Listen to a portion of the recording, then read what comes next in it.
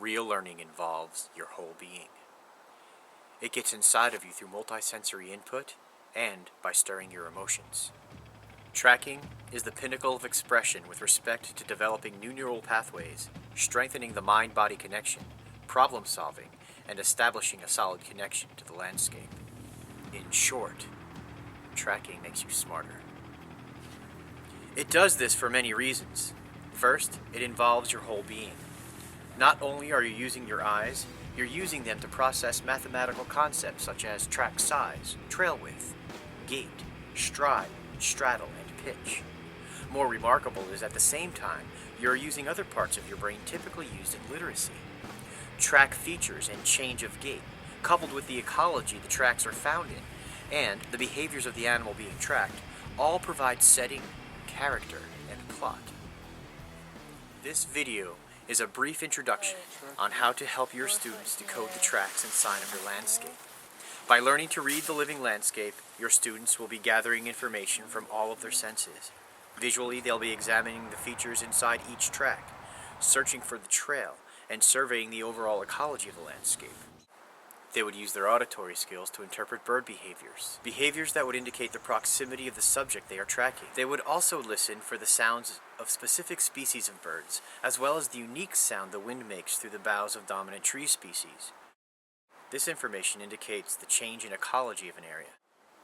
They may even hear the change as the temperature rises from below freezing to above freezing.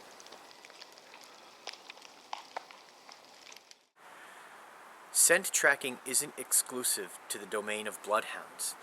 We can detect the scent of a fresh disturbance on the landscape as well.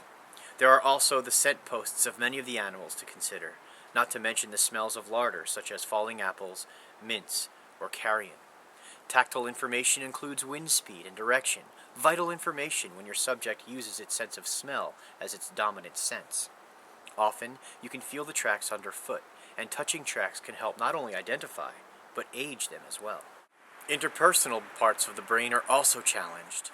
Working on a tracking mystery with peers and being able to listen as well as convey and defend interpretations based on what you are experiencing is one of the highest forms of communication. Because of the overwhelming amount of information and variables, tracking appeals to both the scientist and the artist. It is an outdoor pursuit that tends to draw folks who desire more than the rote memorization of visual and auditory cues from a seated position. Well, I think there's one. It should be noted, however, that tracking promotes proactive individual thinkers who are passionate about problem solving and further developing their physical and mental acuity. Tracking is not well suited for institutions that foster a monoculture of behavior and expectations based on control and standardized outcomes. Instead, tracking evolves the individual beyond environmental literacy and into a deep connection with the landscape, their community, and most importantly, themselves. Sharing tracking knowledge has been one of the pillars of our school for the last 24 years. We've learned that through negative reinforcement and conditioning, there are learners who are adverse to researching the works of others, and who would rather be in the field tracking all day, myself included. And there are those who would rather cozy up to a good field guide than brave the cold or the wet, no matter how good the tracking is outside. Our approach has been to use the resources at hand, field guides, instructor presentations, and the like, to impart the tools needed and then go out and apply those tools. For example, we start by asking our students to find out what species we might find tracking. In other words, who is actually out there tromping around in your fields and woods. Then, using references, they learn the parts of a track and track measurement techniques by going out and recreating tracks from a number of key species.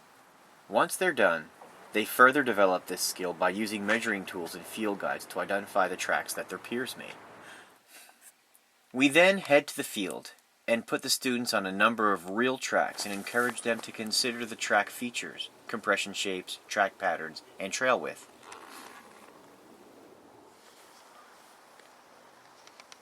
Have you determined a trail width yet? Yeah, I think we did. No, we did track width. Most centimeters or something. 7.5, 8 centimeters.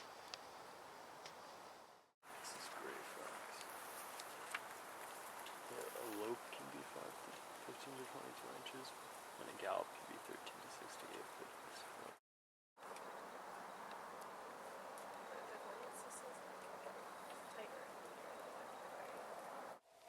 We ask them to consider the ecology of the area in determining species as well. At this point, students are already asking questions and attempting to solve mysteries about track interpretation. Cultivating this need to know is organic and effortless, and it will be hard as an eager instructor to keep folks on track with identification methodologies until their skills are at a workable level. That is, they can approach any unknown track or trail and demonstrate a series of strategies useful in determining a family and a list of probable species based on track features, trail features, measurements, signs, scat, hairs, and ecological context. Understand what the animal is doing based on the tracks. We bring the student back to the tracking box. We again start with the features of the track, but this time we read them for where pressure has and hasn't been applied. After students examine the parts of a track to see how pressure expresses through each of the parts, we do an activity known as the blanket game. The blanket game is when a student walks across the track medium and changes direction slightly. We then cover the last track representing the new direction change. Students then have to determine, through the evidence of the tracks showing, where exactly that last track is under the blanket. This sharpens their skills in reading pressure releases and helps to develop their prowess as they learn to follow trails using track and sign interpretation. We then look at variations in the track patterns.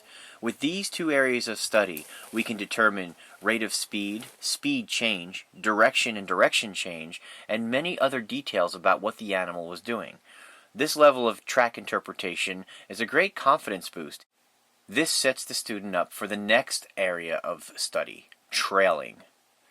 Trailing abilities are enhanced by being able to identify the species, knowing that subject's behaviors, and being able to interpret the tracks and trail for meaning.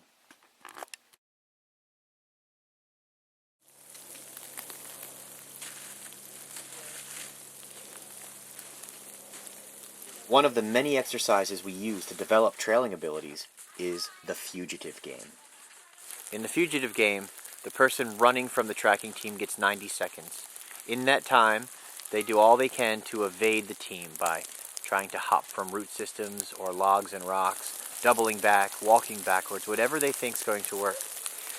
At the end of that 90 seconds, the team gives the signal either by baying like wolves or telling them they're coming. At that point, the fugitive then tries to set up a hasty ambush. This creates a need for the tracking team to not get sucked into focusing only on the tracks. They instead have to have intermittent attention, paying attention not just to the trail, but to the landscape ahead of them.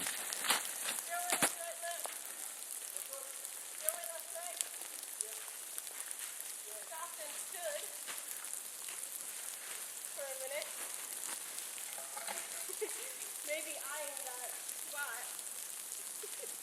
Did you find him? Why? Yeah. Whoa, that tree's moving. So I started out and I knew I kind of wanted to head towards the river, but not the same way that you guys are going.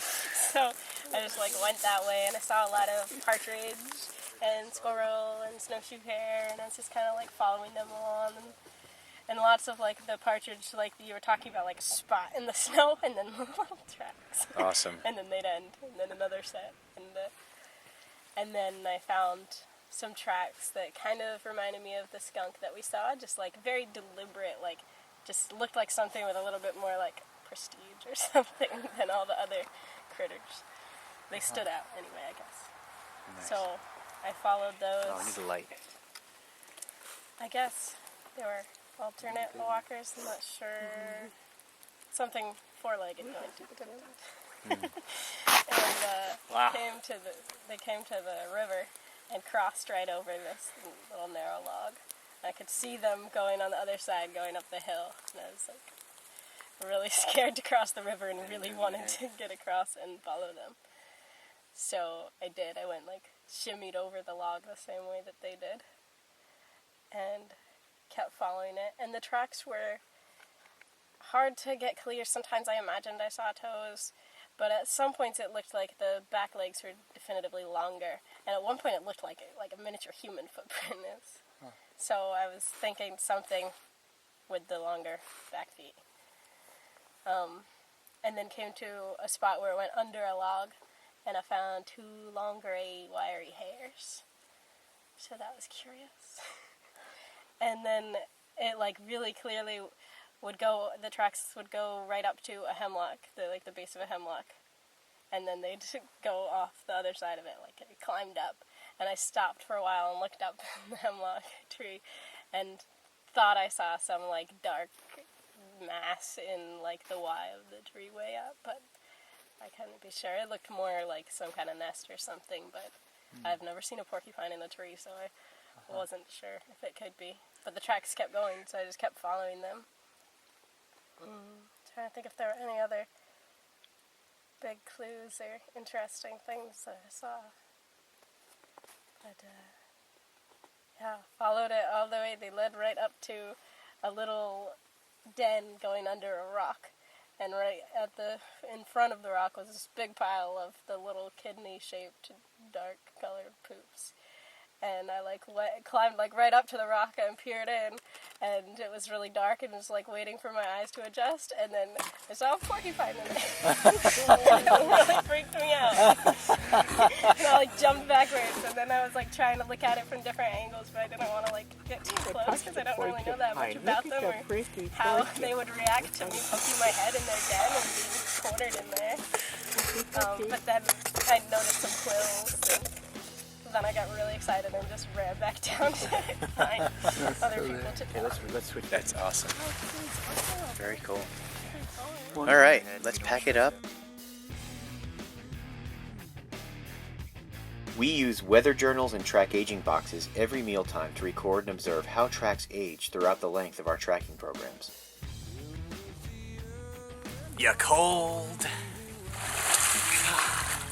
Are you still cold? For more instructional videos and information on courses, please visit www.primitiveskills.com.